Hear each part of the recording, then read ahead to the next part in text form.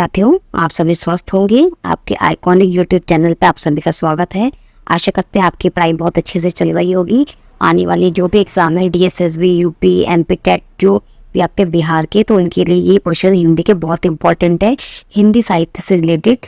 तो ये प्रवक्ता चयन परीक्षा है 2021 की हिंदी प्रश्न पत्र व्याख्या सहित हम इसको डिटेल में करेंगे। थोड़ा जो इम्पोर्टेंट पॉइंट है उसको हम डिटेल में थोड़ा सा अच्छे से पढ़ेंगे। इससे डिटेल में पढ़ने से क्या है, कुछ चीज़ें माइंड में बहुत जल्दी रह जाती हैं। तो आप स्टेज को शुरू करते हैं ज़्यादा समय न लेते हुए। इसका फर्स्ट क्वेश्चन है, जे हाल मिस्की मुकुंद तगाफुल दुराए नैना बनाए बतिया, इस प्रसिद्ध रचना के रचनाकार कौन है? ए अमीर खुसरो, बी कबीर, सी रज्जब, डी मलिक मोहम्मद जायसी। तो इसका सही जवाब हो जाएगा अमीर खुसरो की। किसकी पंक्तियां? अमीर खुसरो की हैं। इसमें से कुछ इंपॉर्टेंट पंक्ति हम पढ़ लेते हैं। जैसे कबीर की प्रसिद्ध पंक्ति है, जब मैं था तब हरि नहीं, अब हरि है और मैं नहीं।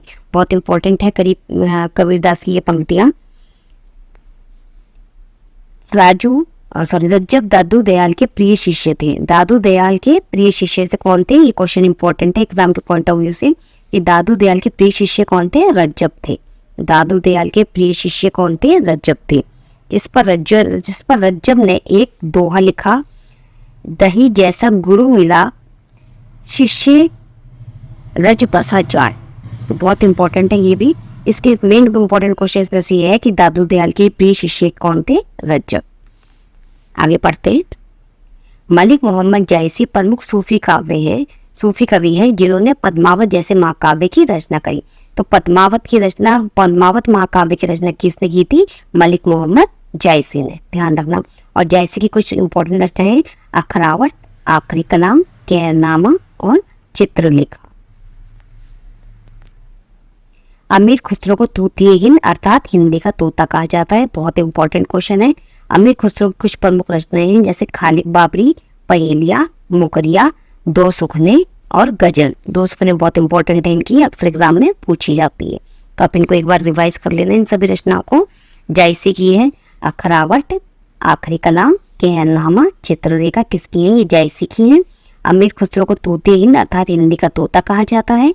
और खुसरो की प्रमुख रचनाएं हैं खालिक बाबरी, पहेलिया, मुकरिया और दो सुखने, गजल। तो ये बहुत इंपॉर्टेंट है, इनको आप एक बार अच्छे से देख लीजिए। प्रश्न नंबर सेकंड, 21वीं सदी का लड़का किस कहानीकार की कृति है? 21वीं सदी का लड़का किस कहानीकार की कृति है? शमा शर्मा, बी मोहिनी छाबड़ा, सी महेश दर्पण, डी वीरेंद्र सक्सेना। तो इसका सही जवाब हो जाएगा शमा शर्मा। 21 सदी का लड़का कहानीकार की कृति है किसकी है? 21 सदी का लड़का शमा शर्मा की।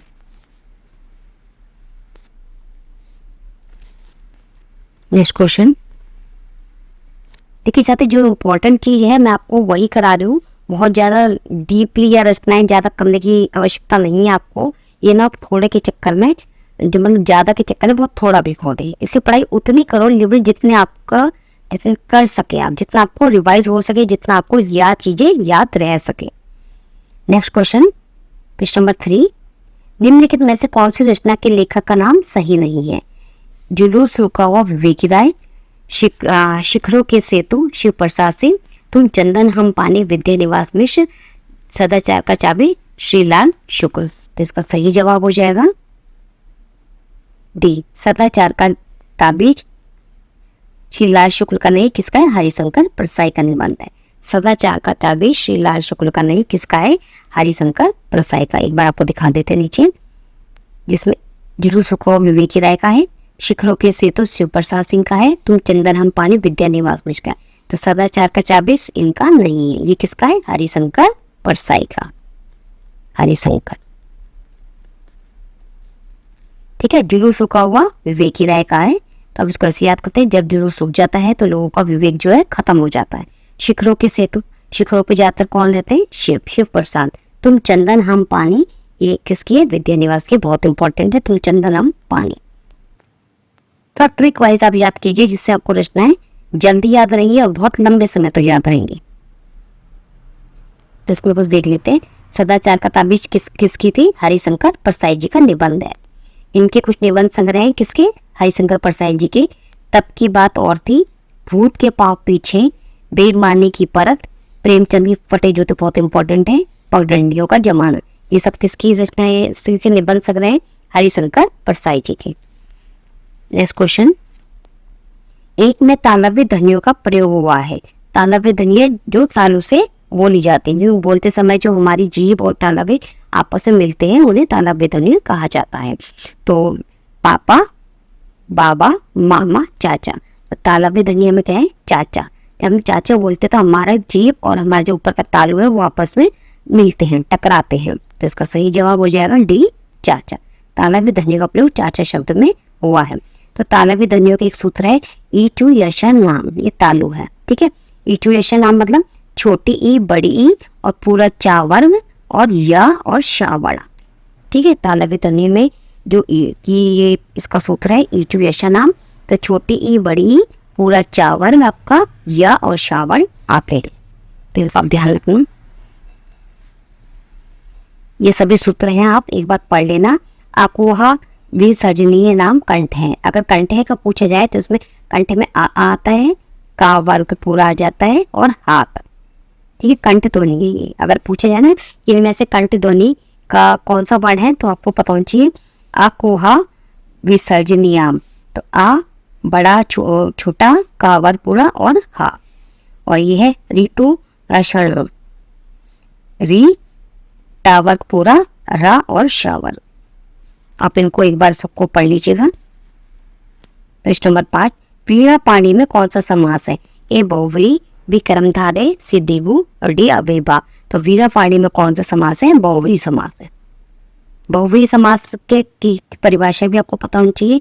जिस समास पद में दोनों पद प्रधान ना हो बल्कि दोनों पद मिलकर किसी तीसरे की ओर संकेत करें, वो बहुव्रीहि समास होता है, ठीक है। बहुव्रीहि समास जैसे लंबोदर, लंबा है जिसका, ये इसका विग्रह हो गया, लंबा है जिसका उदर, तो किसका उदर लंबा है? इसमें गणेश जी का। तो मतलब इन दोनों में से देखो लंबा और उदर दोनों पदों का प्रधान ना होकर तीसरा पद बन गया, क्या बन गया तीसरा पद? गणेश जी। तो इस बात का ध्यान रखना, बहुव्रीहि समास की यही पहचान है कि दोनों पद प्रधान ना होकर, जब अभी तो दोनों पद प्रधान होकर तीसरे पद का संकेत करते हैं उसे बहुव्रीहि समास कहते हैं। आपको डेफिनेशन के तौर पर भी आ सकता है कि बहुव्रीहि समास की परिभाषा मतलब ऑप्शन में दिया होगा तो कौन सी सही है। द्विगु समास पढ़ लेते हैं। द्विगु समास की क्या पहचान है? जिस समास में प्रथम पद संख्यावाची हो और दूसरा पद विशेषण हो। प्रथम पद संख्यावाची होना चाहिए, संख्या जिसमें संख्या हो, जैसे दोपहर मतलब दोपहर मतलब दोपहर, चौराहा मतलब चार राहों का समाह, दोपहर मतलब दो पहरों का समाहार। कर्मधारय समास, एक पद विशेषण या उपमान होता है, दूसरा पद विशेषण या उपमेय होता है, तो उसे कर्मधारय समास कहते हैं। जैसे नील गगन, नीला है जो गगन, पीतांबर, पीला है जिनका अंबर। अव्ययभाव समास बहुत इंपॉर्टेंट है, एग्जाम के पॉइंट ऑफ व्यू से अव्ययभाव समास ज्यादातर पूछा जाता है, जिसका समास पूर्व पद अव्यय प्रधान हो, ठीक है, जिसमें ज्यादातर अव्यय प्रधान होता है, ठीक है। जैसे यथाशक्ति, प्रतिदिन, तो इसमें ज्यादातर उपसर्ग शब्द आगे आते हैं, जैसे यथाशक्ति, यथा आ गया, प्रति आ गया। तो आप इनको समास की आप पहचान होनी चाहिए।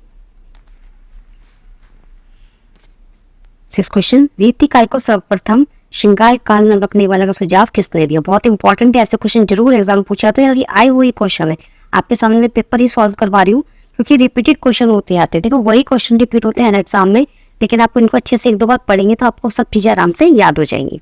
ये आचार्य रामचंद्र शुक्ल, आचार्य विश्वनाथ प्रसाद मिश्र, आचार्य हजारी प्रसाद द्विवेदी, डी राम कुमार वर्मा। तो इसका सही जवाब हो जाएगा आचार्य विश्वनाथ प्रसाद मिश्र। रीति काल को सर्वप्रथम श्रृंगार काल का नाम रखने का सुझाव आचार्य विश्वनाथ प्रसाद मिश्र ने दिया था, ठीक है। विभिन्न विद्वानों के तौर पर इनका नामकरण किया गया है, आगे पढ़ते हैं।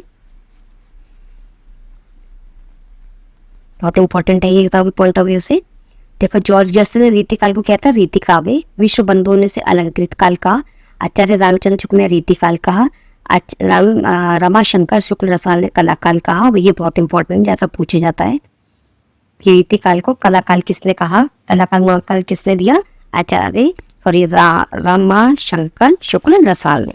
और विश्वनाथ प्रसाद मिश्र ने क्या कहा था? श्रृंगार काल। रीतिकाल को, ये सब रीतिकाल का नामकरण है, इनको तो आप अच्छे से कर ही लेना, ये एग्जाम में जाकर पूछे जाते हैं। प्रश्न नंबर 7, छोटी हल्की गोलक किनारेदार थालियां दिखाओ, वाक्य में अपेक्षित है। तो इसका सही जवाब हो जाएगा 3 अल्पविराम, 1 योजक चिन्ह और 1 पूर्ण विराम। ठीक है, अल्पविराम, देखो अल्पविराम अपेक्षित मतलब क्या क्या में, एक तो 3 अल्पविराम आएंगे। तो अल्पविराम क्या होती है? ये छोटे लगे हुए, ये अल्पविराम है। ठीक है, 3 अल्पविराम हो गई और 1 योजक चिन्ह हो गया। ठीक है, 1 योजक चिन्ह हो गया और 1 हो गया पूर्ण विराम। पूर्ण विराम आपको पता ही है, अक्षर के बाद में लग गए। तो वाक्य में 2 अल्पविराम और 1 पूर्ण विराम अपेक्षित है।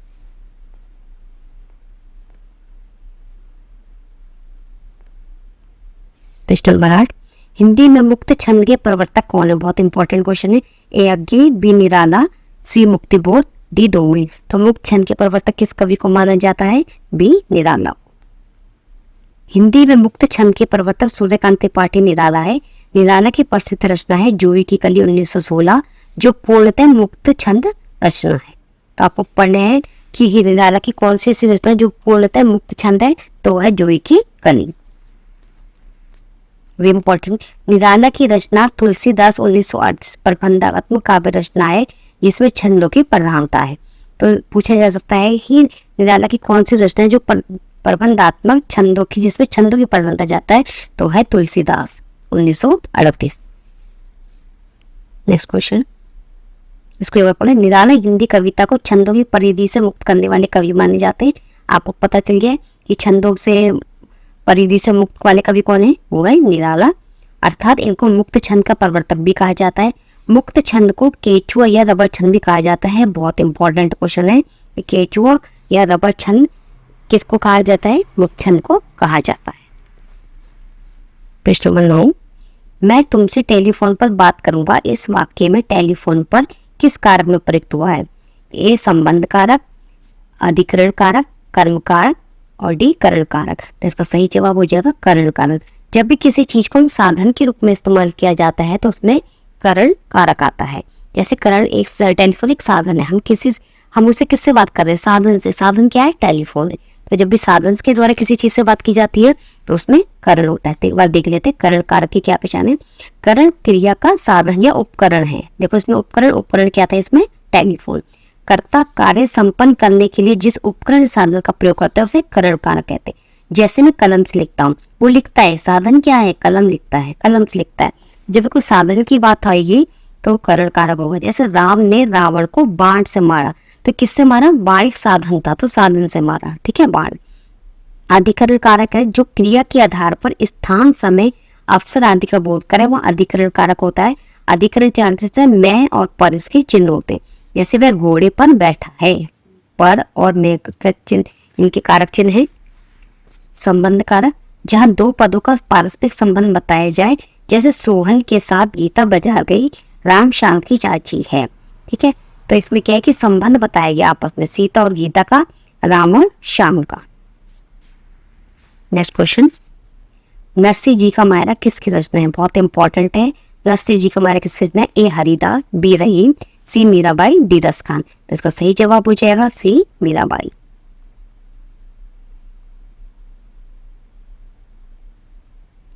पढ़ लेते। नरसिंह जी का मायरा मीराबाई की प्रसिद्ध रचना है। मीराबाई भक्तिकालीन की कवियत्री पूछा जा सकता है, जिनका जन्म 1516 ईस्वी में और 16 शताब्दी में हुआ। ये कृष्ण भक्त कवियत्री है। इनकी कुछ रचनाएं हैं, नरसिंह जी का मायरा, गीत गोविंद का टीका और राग सोरठा। तो आपको याद होनी चाहिए। महादेवी वर्मा मीराबाई की कौन कौन सी है? नरसिंह जी का मायरा, गीत गोविंद का टीका और राग सोरठा।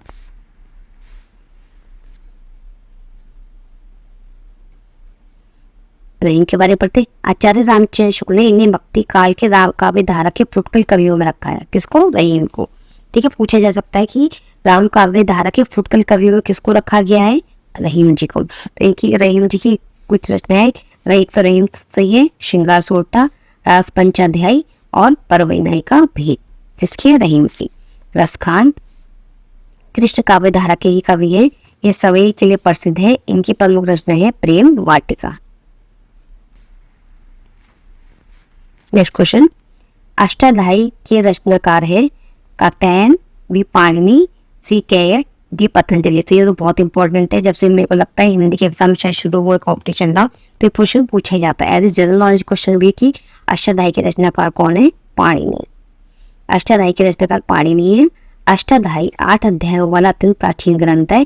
इसके प्रत्येक अध्याय में 4 पद है, कि प्रत्येक पद में 38 से 220 तक सूत्र हैं, तब इसको देख लेना। और पतंजलि की प्रमुख रचना है महाभाष्य, बहुत इंपॉर्टेंट है। पतंजलि की प्रमुख रचना क्या है? महाभाष्य। प्रश्न नंबर 12, आचार्य रामचंद्र शुक्ल के अनुसार छायावाद में प्राप्त होने वाली प्रतीक शैली पर किस साहित्य का प्रभाव है? तो आचार्य रामचंद्र शुक्ल छायावाद में जो प्रतीक शैली है साहित्य का क्या प्रभाव है? ए अंग्रेजी, बी फ्रांसीसी, सी बंगला, डी फारसी। तो इसका सही जवाब हो जाएगा कौन सी? फ्रांसीसी शैली का। तो थोड़ा पढ़ लेते हैं। आचार्य रामचंद्र शुक्ल के अनुसार छायावाद में होने वाला प्रतीक शैली पर सबसे अधिक फ्रांसीसी शैली का प्रभाव पड़ा। कविता में जब कोई वस्तु इस तरह का प्रयोग की जाती है तो वह किसी वस्तु की व्यंजना और संकेत को उसे प्रतीक कहते हैं। ठीक है, तब दूसरी वस्तु की व्यंजना संकेत किया जाता है किसी, तो उसे प्रतीक कहते हैं। नेक्स्ट क्वेश्चन बहुत इंपॉर्टेंट है। चलती चक्की देख के दिया कबीरा रोए, दो पाटन के बीच में साबुत बचाना कोई। तो प्रस्तुत दोहे में प्रमुख शब्द शक्ति है, ए अभिधा, बी लक्षणा, सी व्यंजना, या इनमें से कोई नहीं। तो इसका सही जवाब हो जाएगा व्यंजना। उपयुक्त दोहा कबीरदास का है। दोहे में व्यंजना शब्द शक्ति है, तो आपको व्यंजन शब्द शक्ति की पहचान होनी चाहिए। ठीक है, शब्द शक्ति के 3 भूत होते हैं, अभिधा, व्यंजना और लक्षण। हम थोड़ा पढ़ लेते हैं, बहुत इंपॉर्टेंट है। आपको एक टॉपिक तो आपको इसी में से कंप्लीट हो जाएगा शब्द शक्ति का। जैसे पहले व्यंजना, शब्द के जिस व्यापार से मुख्य और लक्ष्य अर्थ से भिन्न अर्थ प्रतीत हो उसे व्यंजना कहते हैं, अर्थात अन्यार्थ और विशेषार्थ का ज्ञान कराने वाले शब्द को व्यंजना कहते हैं। ठीक है, जैसे चलती चक्की देख के दिया कबीरा रोए, दो पाटन के बीच में साबुत बचाना कोई। अभिधा, जहाँ शब्द का सामान्य अर्थ ग्रहण किया जाए अभिधा शब्द शक्ति होती है। ये शब्द शक्ति का प्रथम पड़ाव होता है, इसे मुख्यार्थ या वाच्यार्थ भी कहते हैं। तो क्वेश्चन एग्जाम में पूछा जाता है कि वाच्यार्थ को क्या कहा जाता है, तो अभिधा लक्षण व्यंजना दिया जाएगा तो इसको क्या कहा जाता है? अभिधा। इनके अन्य नाम है। ठीक है, राम जाता है, सिंपल राम जाता है, मतलब अभिधा में सिंपल शब्दों का प्रयोग किया जाता है। लक्षणा, अभिधा में बाधा अर्थात जो अर्थ अभिधा द्वारा ना होकर घुमा फिराकर जो प्रकट की जाती है उसे लक्षणा कहते हैं। जैसे गंगा में गांव है, जबकि हमें बोलना चाहिए गांव में गंगा है, तो हमने क्या बोल दिया? गांव, गंगा में गांव है। तो घुमा फिरा के बात को कहना उसे लक्षणा कहा जाता है। तो ये शब्द शक्ति का ही 3 टॉपिक है, इनको आप अच्छे से 1-2 बार पढ़ लेना। नेक्स्ट क्वेश्चन,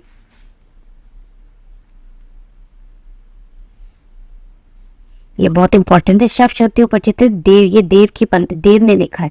अभिधा उत्तम काव्य बहुत पूछी जाती है ये पंक्ति। अभिधा उत्तम काव्य है, मध्य लक्षणलीन, अधम व्यंजना रस विरस, उल्टी कहत नबी।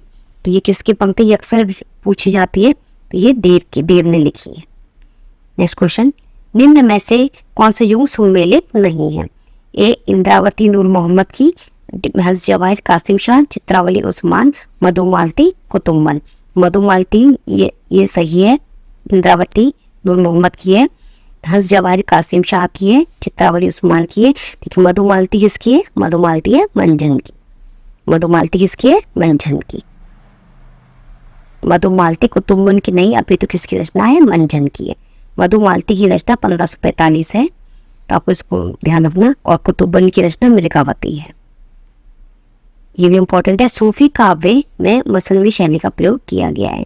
पूछा जाता है मसनवी शैली का प्रयोग किस काव्य में किया गया है, तो आपका सही जवाब होगा सूफी काव्य में। प्रश्न नंबर 15, जिसे तत्काल उचित उत्तर या उपाय सूझ जाए के लिए एक शब्द है।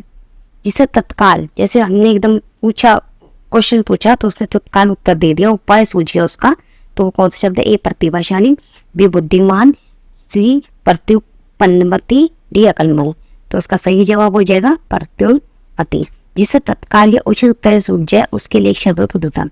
कुशाग्र बुद्धि या तेज सोचने का कार्य करने का लिख को हम बुद्धिमान कहते हैं। इसको हम कहेंगे प्रत्युत्पन्नमति। प्रयोगवाद अपने आप में इष्ट नहीं है, वह साधन है, बहुत इंपॉर्टेंट है। ये पंक्ति अक्सर एग्जाम में पूछी जाती है और आजकल के जो एग्जाम हो रहे हैं उसमें पंक्तियां मोस्टली पूछी जाती हैं। प्रयोग द्वारा कवि अपने सत्य का अधिक अच्छी तरह जान सकता है और अधिक अच्छा से अभिव्यक्त कर सकता है। वस्तु और शिल्प दोनों क्षेत्र में प्रयोग फलप्रद होता है। यह कथन किसका? कथन बहुत इंपॉर्टेंट है, पूछे जाते हैं। ए भवानी प्रसाद मिश्र, बी नरेश मेहता, सी अज्ञे, डी रघुवीर साय। तो प्रयोगवाद के कौन है? अज्ञे। आपको पता ही है प्रयोगवाद वर्ड आ गया तो उसके प्रयोगवाद के प्रवर्तक अज्ञे हैं, तो इसका सही जवाब हो जाएगा अज्ञे। पढ़ लेते हैं इनके बारे में। अज्ञे का पूरा नाम आपको पता होना चाहिए, सचिदानंद हीरानंद वात्स्यायन अज्ञे है। इनका जन्म 1911 में कुशीनगर में हुआ था। अज्ञे प्रयोगवाद के जन्मदाता माने जाते। तार सप्तक का प्रकाशन किसने किया था? अज्ञे जी ने किया था। ठीक है। प्रयोगवाद को नंद दुलारे वाजपेयी ने क्या कहा था? बैठे ठेले का धंधा कहा था।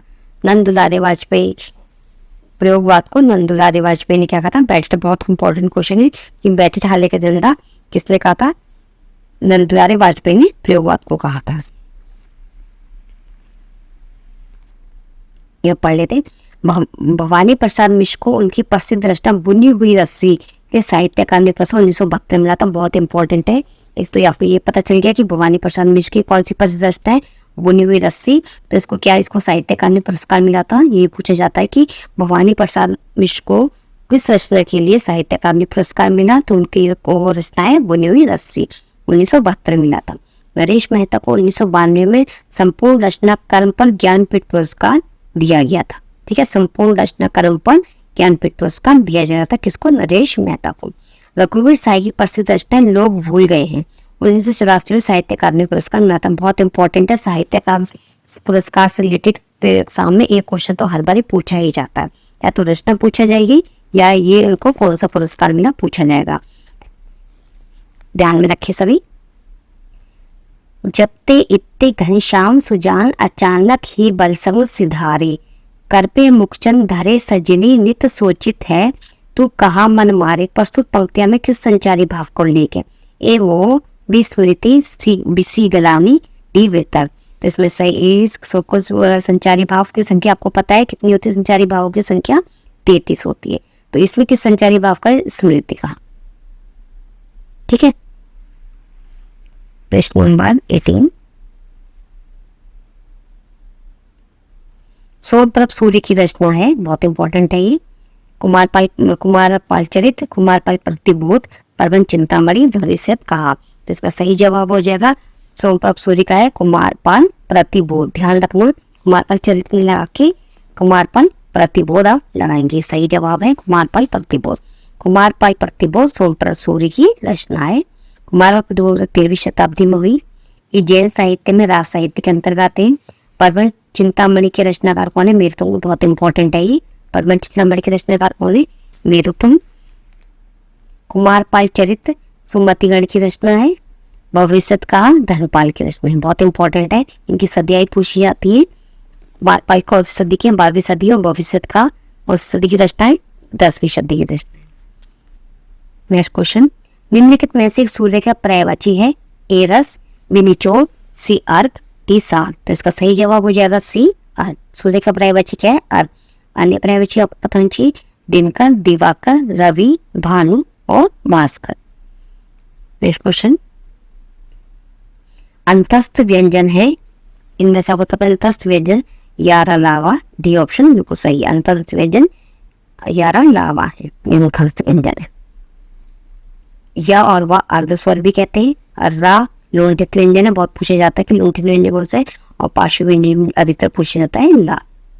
इनको आप एक बार देख लेना।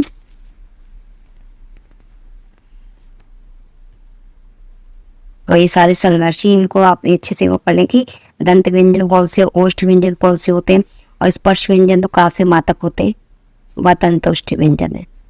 तो एग्जाम के पॉइंट ऑफ व्यू से बहुत इंपॉर्टेंट क्वेश्चन है। तो ये क्लास का लास्ट क्वेश्चन था। इसके आगे क्वेश्चन हम नेक्स्ट क्लास में करेंगे। कोशिश करें आप इनको 1-2 बार रिवाइज करेंगे तो आपको इजीली बहुत अच्छे से आपको चीज़ याद हो जाएंगी। आशा करते हैं आपको क्लास पसंद आई होगी।